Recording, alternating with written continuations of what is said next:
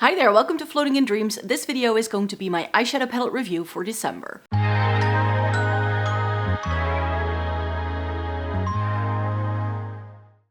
Welcome to everybody watching today. Thank you so very much for joining me. This video is going to be a review of all of the eyeshadow palettes that I tried for the first time in December 2023. I tried 7 new to me palettes, some of these even by brands that I had never tried before or that I haven't tried for a very long time, or things that I saw coming to the market that I knew were going to work for me very well. So we have a very mixed bag here. There's some drugstore things, there's going to be indie things, there's going to be luxury things. So let's just get to it.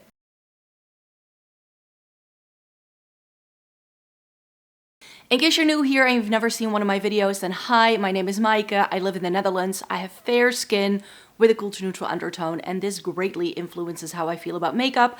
I'm a teacher by day, but I've been reviewing makeup for more than a decade. I love eyeshadow palettes, essence and Catrice, and getting the use out of my makeup. So if that's something you're interested in as well, then I hope you'd like to stick around. So 7 new to me palettes that I tried. Granted, some of these were quads or quite small palettes where I could make do with trying one look to try all of the shades in these palettes, because that's how I like to go about these reviews. I don't rank them, but I do try every single shade in every palette that I review. I will be including all of the swatches and the looks that I did with these palettes as I'm reviewing them, so that you can really get the full lowdown of what these palettes did for me. As I mentioned, I tried 7 new to me palettes, but they're quite small. And the reason for that is because I wanted to make sure that I could still do an eyeshadow palette review video before I would kick off my best of 2023 series, which is going to be happening from Christmas Day all the way until New Year's Eve. You're going to be getting a daily video from me, I think starting tomorrow, to celebrate all of the products I tried in 2023. Tell you my favorites, the best of the best. I'm also going to be doing a video about the worst makeup I've tried this year, so because not everything I try is going to be something I love, it just doesn't happen. And yeah, we're gonna be saving eyeshadow palettes for last, so that's gonna go live on New Year's Eve. But I wanted to make sure I sat down to film this video before I would try to gather my thoughts on all that, which is why I was like, if I try too many, then I won't be able to try everything before I need to sit down to film that video. But still, 7 palettes I think is a pretty good number to try in a single month. And then come the new year, I will be trying a lot of the new things that I purchased more so towards the end of 2023. So let me just get started. I think the first things I tried this month are the 2 quads that were launched in the Alma Viva collection by Kaleidos.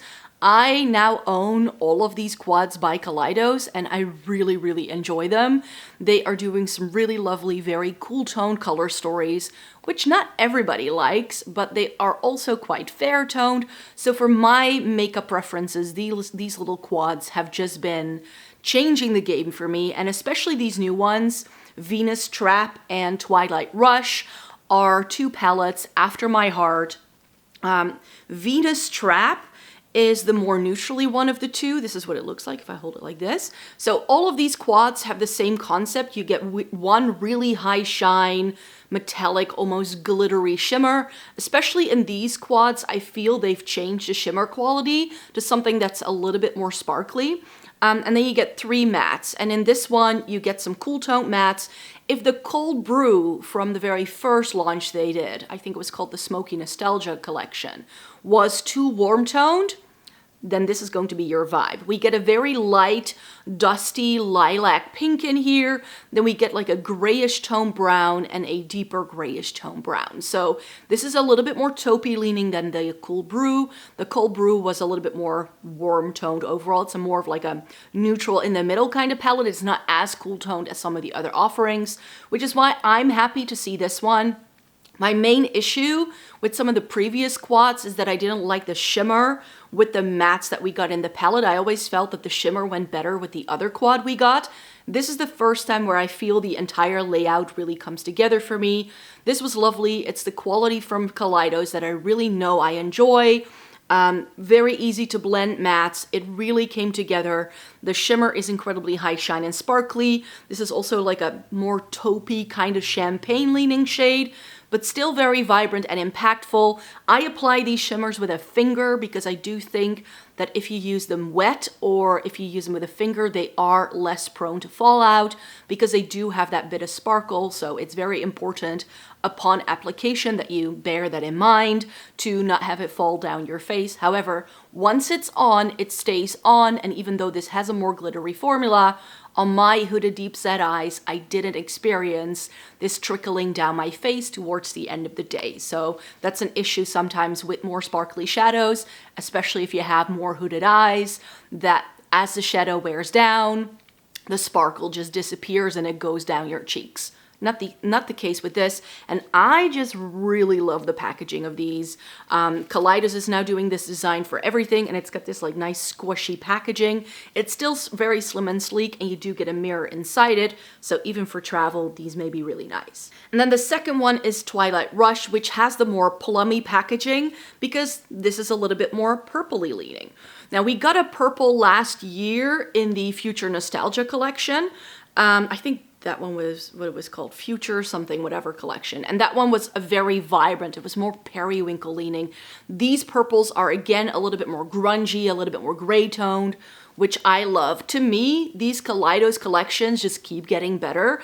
And I also really enjoy that if you have all 6 of them like I do, that they really mix and match very well. If you already own that purple palette and you feel that it's a little bit too vibrant and you want to tone it down a bit, and you also were to own this, you can very easily do that. You can also, if you've never tried any of these before, pick and choose from the 6 that they have, and you will just know if you buy 2 of them that they will always go together, which I think is genius. If we get some more cohesion within a makeup line and it doesn't feel super random, I feel that it's a really nice continuation of what they're doing. Like with the other palette, you get mattes, but for the first time, this one does have more of like a satin deep shade, which I know not a lot of people love, but I personally, as we will see with another palette I'll be showing you, really enjoy satins because they're just a little bit more easy to work with than some mattes sometimes are. And especially with a dark shade like this, I can sometimes struggle on my fair skin to really nicely blend it out because I need another deeper shade underneath it to really make it blend into something, because it will not blend into my skin tone because I'm just too light. But because this has a little bit of shimmer, I felt it blended really nicely. The shimmer in here has a bit of a flip to it, so it's a little bit more interesting. The one in the more neutrally toned palette is a little bit more sparkly. This one has this special effect of a bit of a flip. The mattes in here are incredibly high shine, or incredibly buttery smooth and blendable as well. And you can just see it's like a very gray toned blue leaning purple that we get in here in both of these shades. This is more of like a lavender kind of shade. I mean, if we put them together, because you might be wondering whether these light shades are very much the same. Oh, can I show it to you in a good way? Oh, I can't hold these. Wait, hold on.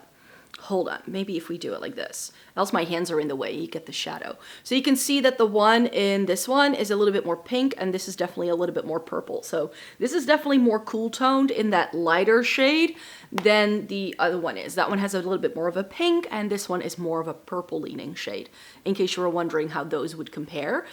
So yeah, overall, I think this is another lovely palette. Of the two, I will probably be wearing the neutral one the most, but I definitely think that this is a really great addition to get a little bit more use out of the Black Jasmine and also the, ooh, I always forget the name of the purpley one we got last year.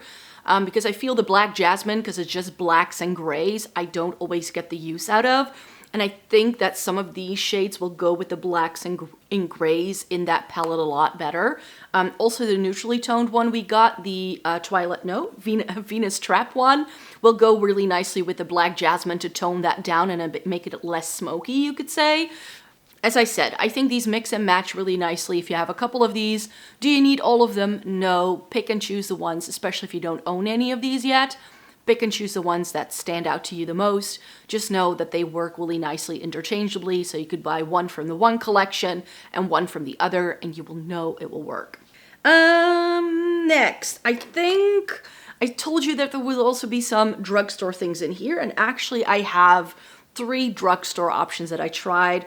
I had completely forgotten to show you this in a haul, which is why I only showed it to you at the start of this month, but I picked it up in like the end of October, I think. It's the Catrice Metaface eyeshadow palette, and it's sort of their take on the Y2K eyeshadow trend. So this was right at the time that these shades were trending when I was in my clubbing days, around like the year 2000, from like 2000 to like 99, 2000 until like 2003, 4. That's when I would be going out to clubs, and this is what you would wear, kind of shades. The pastels, sadly, are a little bit weak. They aren't the best in terms of color payoff. I think, however, with a white base underneath it, you can definitely make them pop a little bit more. I didn't try building them up all over the lid because that's not how I like to use pastels. I like to use pastels more so to sort of blend things out and have a little bit more of a seamless transition because the shades are so light. And my fair skin is incredibly light. I feel that's the best way for me to use them. But with a fluffy brush, pastels can be incredibly difficult to get the color payoff that you might want to get from a shadow. That's just something to bear in mind. And because these shades are so light, especially if you have medium to deep skin, you're gonna need a very light base for these to pop. Using something like a NYX Jumbo pencil in Milk is going to help these shadows to really pop if that's what you're looking for. Or just a white eyeshadow base in general. My favorite shade in the palette is this pinky tone right here. It's got a little bit of a peachy flip. It's been a while, I feel, since Catrice did some good duochromes, and there is at least one of them in this palette. There could have been another one, but this white is a cream, which it's got a very sheer base, so it worked as an inner corner highlight, but there's nothing in here that I would want to top over that, so I couldn't really use it as a base layer to then like tap a sparkly shade on top of. It would have been really nice if it would have worked like that, but everything else in this palette is darker than that white shade, so it didn't really work. And to top it over powders, I'm always a bit skeptical of that because it's a little too sticky for it to really work as an eye gloss, I feel. So that's the, like, if this shade would have been better, I think I would have liked this palette a little bit better overall. Some of these deep shades were really lovely as well. Overall, I think the 2 looks that I did with this palette, I did something a bit more warm toned with the greens and then something a little bit more cool toned surrounding some of these plummy, purpley things and the pinks that we get in here. It's really pretty. It definitely is. But this is not, like, I was hoping this to be, like, at the level of the falling colors that Catrice did last year, and that is back in stock on Amazon, in case you were wondering. But this doesn't hold a candle to something like that. It's pretty. It's definitely nice. I'm glad I got to try it, but I definitely think there are other palettes on the market now that do this thing as well that I was just a little bit more impressed with just by swatching it. I will be trying some more of these come January, February, so you can expect me to show you more Y2K inspired color stories for sure. I don't think this one is going to be the standout in that entire lineup at all. I think the next palette I tried was this Dior eyeshadow palette. This is the Dior Backstage Silver Essentials palette, and I had been like eyeing up Dior eyeshadow ever since I've been trying some of their cheek products again. In case you don't know this about me, but I started my makeup journey with Dior quintets, like the little 5 pans that they do in their regular range. Those were some of my very first eyeshadows. And then they changed the formula and I didn't like it anymore. And then I just really fell off the bandwagon. And then there was a little bit of hype ever since TikTok came around for some Dior eyeshadow again. However, I wasn't really feeling it. I was like, I tried one of their bronzers, liked it, tried one of the new highlighters, really enjoyed that as well. So I was like, I'm just gonna keep an eye out. If they do a color story that appeals to me, I definitely wanna see if I can try some Dior eyeshadow. And then they came out with this. It was a limited edition for Christmas. It sold out pretty quickly as far as I can tell. I found this on my trip to Italy in October, and it's an all satin palette, which is not something I thought I was gonna like, but especially from the Backstage range, that's what I wanted to try a palette from because a lot of people have been saying really positive things about these shadows. However, a lot of the ones in the regular line have 1 cream in them. And like with the Catrice, I just don't love it if we have creams and powders in the same. It always gets messy. It's always going to knock it down a notch, and for how expensive these palettes are, I just knew that I just didn't want to spend that kind of money on a palette like that. This doesn't have a cream. It's all powder, and it very much reminds me of one of the eyeshadow palettes I used to love and adore that I owned from Dior. I think it was called something like Midnight Butterfly or Night Butterfly. A lot of the shades in this actually very much remind me of it.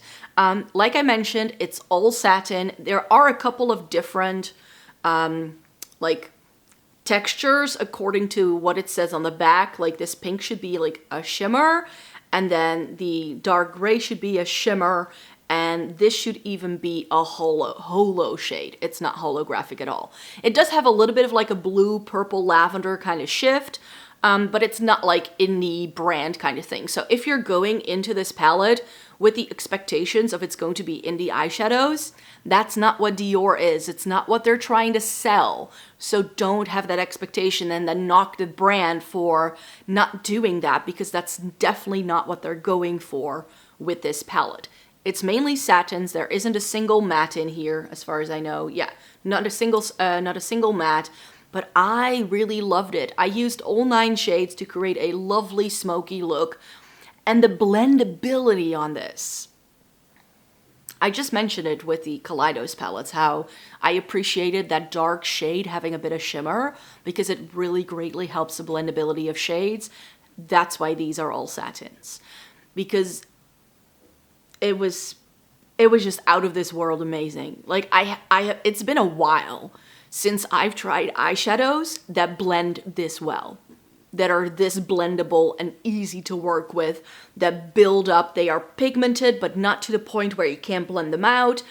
They are still buildable in texture so that you can really sort of make this very smoky if you'd like, but you can also tone it down and wear it a little bit more neutral. Of course, if you put all 9 shades together, it's going to have a certain smoky vibe, but you don't have to go for that. I was afraid that some of these grays would be too silver leaning, if you know what I mean. It can be a little bit stark sometimes with certain grays and silvers, but the blend of how these grays are put together, like the pigments we get in them, were so flattering. Like if all grays could be like this, I think fewer people would be hating on gray eyeshadow, because this is the kind of gray shadow that just works. There's just something about this formula that makes it so easy to blend that it just really works. If you don't have a cool undertone, I don't think you're gonna love it. There is nothing here that's warm. Everything is incredibly cool toned. I love how the deepest shade in here is a purple. I just really, really appreciate that as well. And then you just have some pinks to make it very ethereal and whimsical looking, especially with these 2 shades. I think you can really sort of add that sort of like very pretty effect. That's the way I would categorize this. This is very pretty makeup. This is the kind of makeup that's targeted at people who just want an effortless look and who don't want to go for creative looks, but who just want nice makeup. And it's a formula that I think is outstanding. Some of the best eyeshadow formula-wise that I've tried in a long time. So props to Dior for creating this lovely thing. I don't think the color story is going to be everyone's cup of tea, but I love mine. I really, really appreciate this one. So it's a very dark gray day, so I do really apologize. I mean, it's 1 o'clock in the afternoon and the weather is just, it's so gray, but it's the only day this weekend that I have time to film, so I'm just gonna make the best of it. So I'm not sure whether my opinion of the next palette I tried is skewed by how lovely the Dior palette was. I think it might, because I next tried this palette from Kruidvat. This is the Sky Like This eyeshadow palette by Dutch drugstore brand Kruidvat. So Kruidvat, in case you've never been to the Netherlands, is a drugstore chain. It's like CVS in the US, or you know, something like Boots in the UK having their own name brand.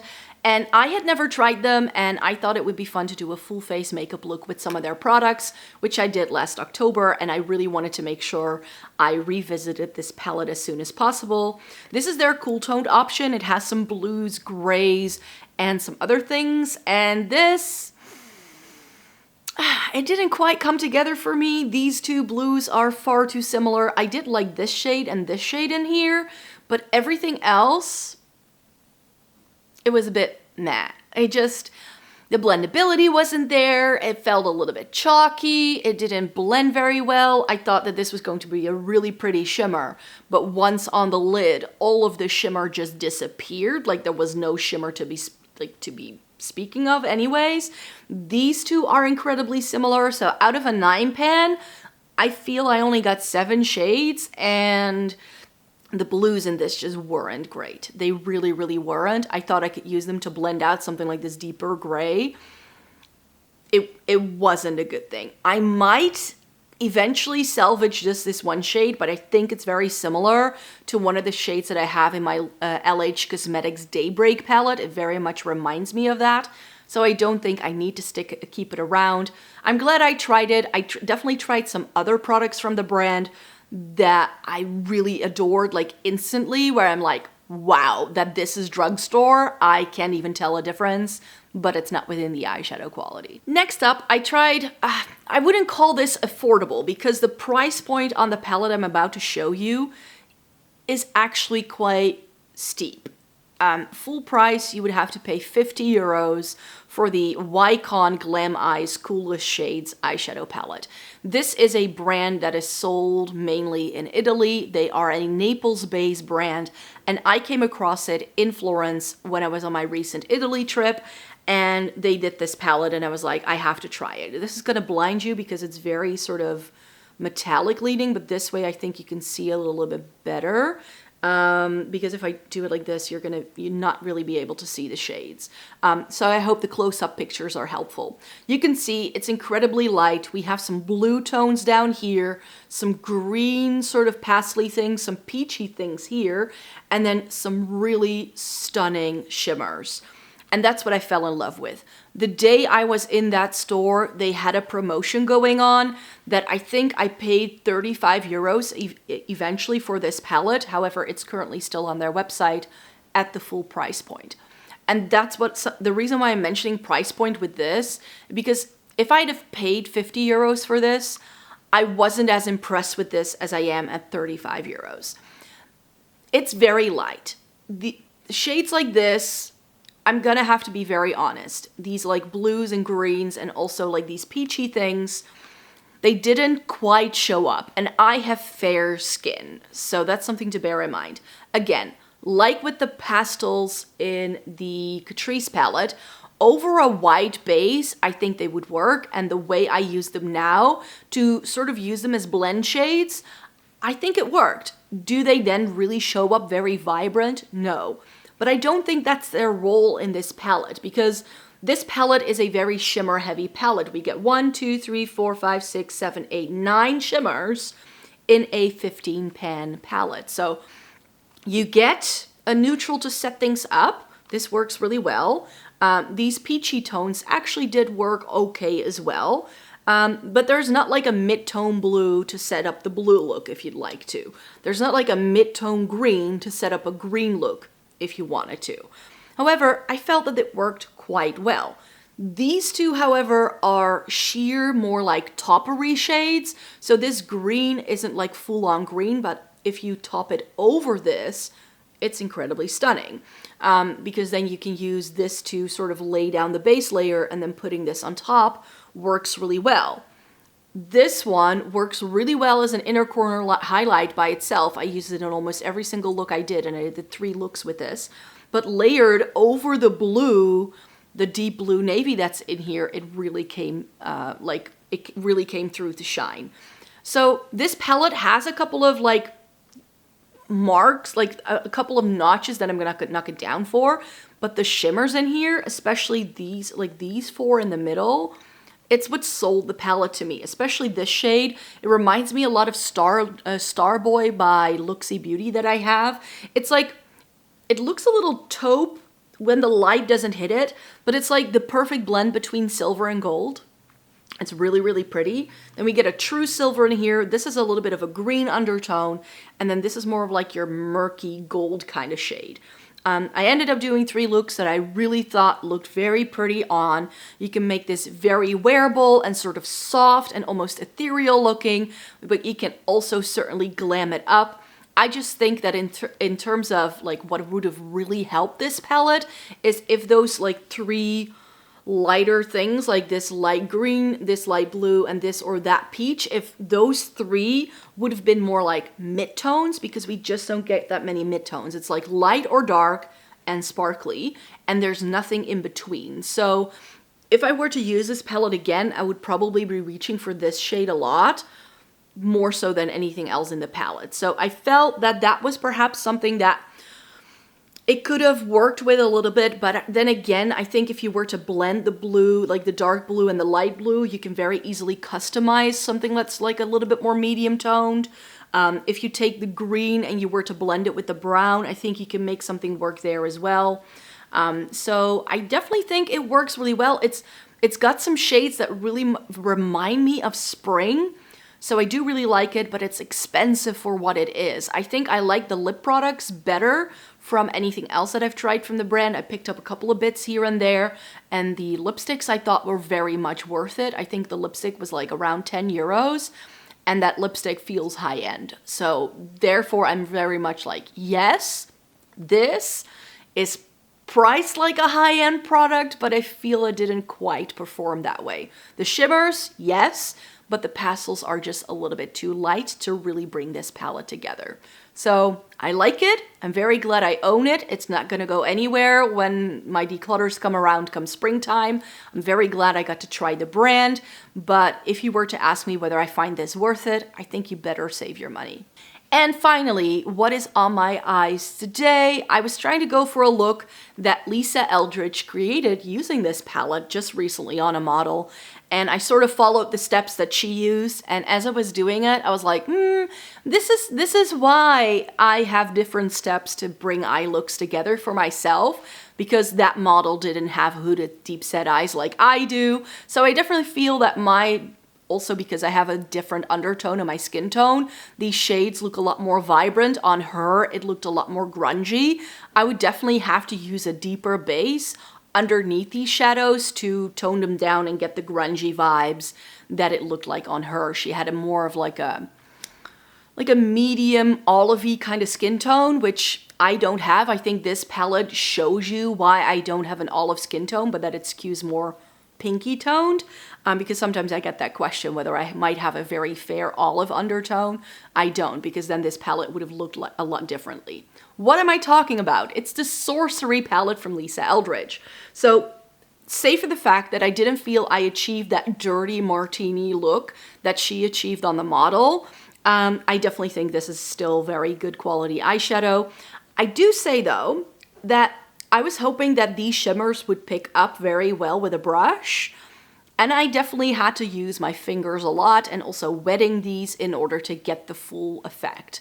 However, that does make these very easy to work with because you can very easily, let's just say, control the amount of sparkle you get. You can go for a very soft look if you use a brush. If you use a finger or you wet the shadow, it can be a lot more intense. With something like the Kaleidos, that very sparkly shade that's in the Venus Trap, it's just going to be sparkly. It's just going to be sparkly no matter what you do. And with this, I feel you just have, because it can be used with brushes, you have a little bit more levels of play that you can really adapt the shadows. This palette only has one matte, which is this one, which I've used in the outer V and also on the lower lash line. Then I use a bit of the blue on the lower lash line to incorporate that. And then I use this silvery shade in the inner third part. This duochrome sort of toppery thing is in the inner corner. And I've sort of used it, you can't really see it from this distance, but hopefully in the close-up you can. I sort of been using these sort of sparkly iridescent shades a lot to sort of clean up the inner corner and sort of pull it into the eye look here to add some vibrancy there. Because I have deep set eyes, I have a very big hollow here that really pushes my eye backwards if it gets a little bit too dark.